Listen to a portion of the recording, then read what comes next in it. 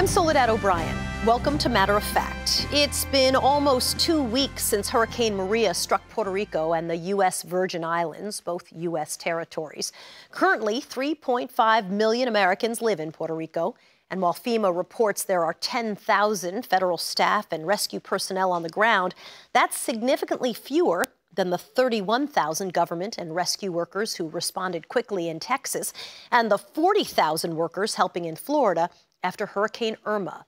In a letter, a former governor of Puerto Rico says thousands of people could die in their homes from lack of medicine, and Puerto Rico's elected officials are using words like apocalyptic and pending humanitarian crisis.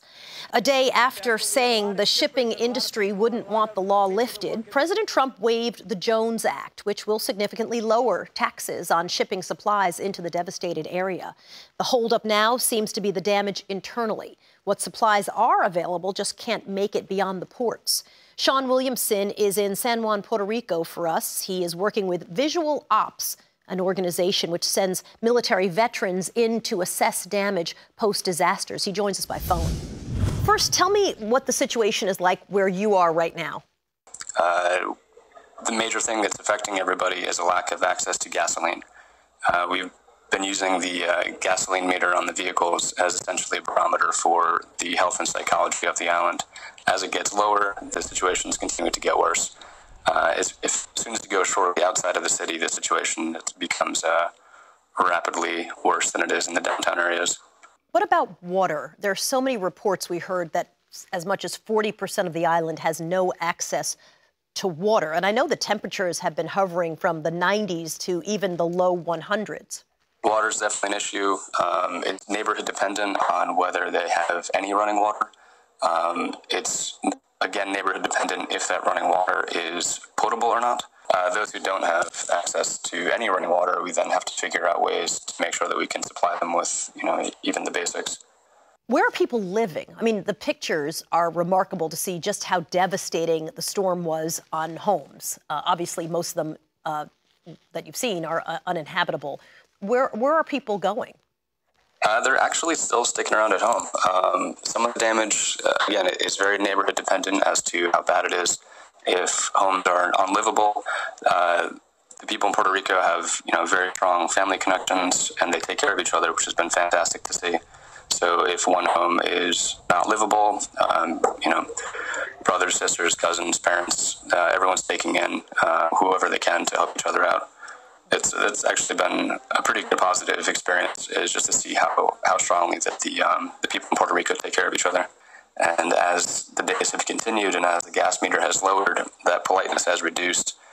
We're getting reports of, fistfights in stores because somebody goes to a shelf and, they sweep all the cans off the shelf and go by them, and the person behind them gets upset because they feel that's not fair.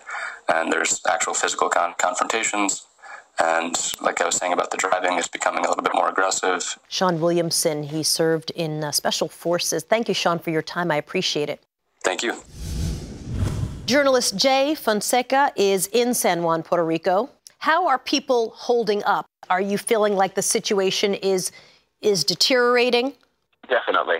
It's getting worse. I mean, just to get diesel right now is since there's no power, there's no electricity, diesel is what runs the generators. I mean, the hospitals are running down in low fuel right now. We have many hospitals that have been shutting down because they have no way to keep on their operations without diesel. Just to get diesel now, we have a black market. I mean, and they're just, for example, a gallon of diesel now is selling for $12.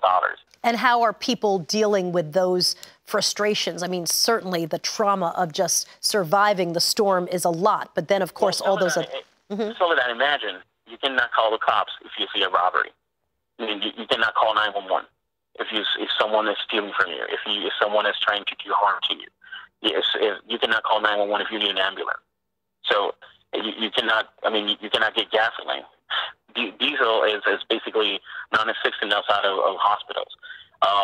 Because there's no communication network, there's nothing. Just to know where you can go to look for food is hard. Just to get water is hard.